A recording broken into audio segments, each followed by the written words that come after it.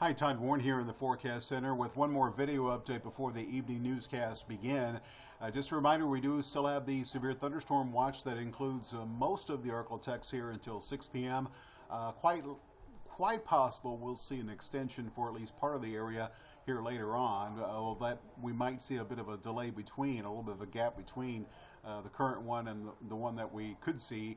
The big thing that we will be watching is storms that are now entering the southwestern sections of the Arklatex. Right now we do have two warnings as I record this before 5 p.m. One, a storm that is moving into Claiborne Parish. This has the capability of producing some quarter to maybe ping pong ball sized hail as it moves into that particular part of the parish. Also some gusty winds as you might expect. Another cell, and this is the activity that we have to keep an eye on. This is going to be moving through parts of the Arklatex that haven't seen a whole lot of rain, so the atmosphere not very worked over just yet.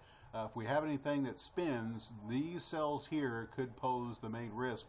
Very similar to in location to what we watched a couple of Saturdays ago. Right now the storm that is northwest of Nacogdoches is capable of up to golf ball sized hail, and it appears as if we could see this eventually move up towards the Timpson, Texas area. So take a look at future scan here.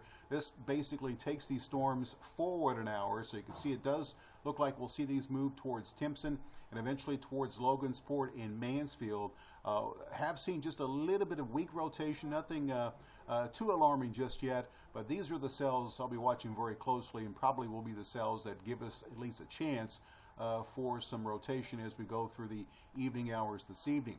Now elsewhere, I mentioned this in the last video update, we are starting to see those thunderstorms develop to the north of the Arklatex here in Oklahoma. These will likely organize into a complex of storms, as these complexes which do form the capability of producing widespread damaging winds. So let me show you the very latest from the IHRRR model on the progression of this here as we go through the evening. So again, the storms in East Texas should strengthen as we go through the evening hours as they move across northwest Louisiana, as you can see here.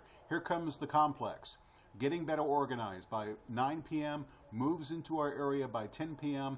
You can see DeQueen to Clarksville by 11 p.m., Texarkana about midnight, Shreveport about 1 a.m., and again, this will pose the risk for some damaging wind gusts upwards of 70 miles per hour. We're not talking about isolated, could be relatively widespread in terms of the wind damage that this could cause, and then we will see conditions improve as this shifts to the east of the Arklatex between 1 and 3 a.m. All right, so that's the latest on the timing, and again, it does appear as if still the northeast half of the area could bear the brunt of this.